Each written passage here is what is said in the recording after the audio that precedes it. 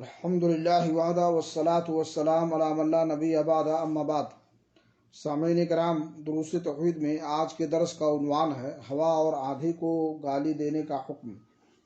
ہوا اور آندھی کو گالی دینا یا برا بھلا کہنا زمانے کو برا بھلا کہنے کی مانند ہے، جو کہ اللہ تعالیٰ کو ایذا پہنچانے کے مترادف ہے، کیونکہ ہوائیں اور آندھیاں اسی کے حکم سے چلتی ہیں۔ البتہ یوں کہنے میں کوئی حرج نہیں کہ ہوا تیز ہے، ہوا ٹھنڈی ہے، ہوا گرم ہے، وغیرہ وغیرہ۔ ابی بن کعب رضی اللہ عنہ سے روایت ہے کہ رسول اللہ صلی اللہ علیہ وسلم نے فرمایا، ہوا کو گالی نہ دو، جب تم ناپسندیدہ ہوا دیکھو تو یہ دعا پڑھو: اللہم انا نسألک من خیر هذه الریح وخیر ما فیها وخیر ما امرت به ونعوذ بک من شر هذه الریح وشر ما فیها وشر ما امرت به۔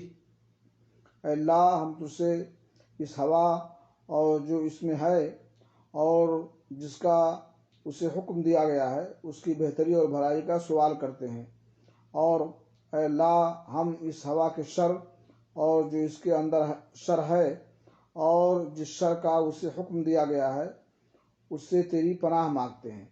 یہ حدیث دلیل ہے کہ ہواؤں پر تصرف اللہ تعالیٰ کا ہے اور یہ اسی کے حکم کی تابع ہیں۔ وہ انہیں جیسے اور جدھر چاہے چلاتا ہے اور جدھر چاہے موڑ دیتا ہے۔ اسی لیے رسول اللہ صلی اللہ علیہ وسلم نے تعلیم دی ہے کہ جب ہوا ناپسند ہو تو وہ دعا پڑھو جو حدیث میں وارد ہے۔ اللہ رب العالمین سے دعا ہے کہ اللہ تعالیٰ ہمیں عقیدہ توحید سمجھنے اور اس پر عمل کرنے کی توفیق عطا فرمائے۔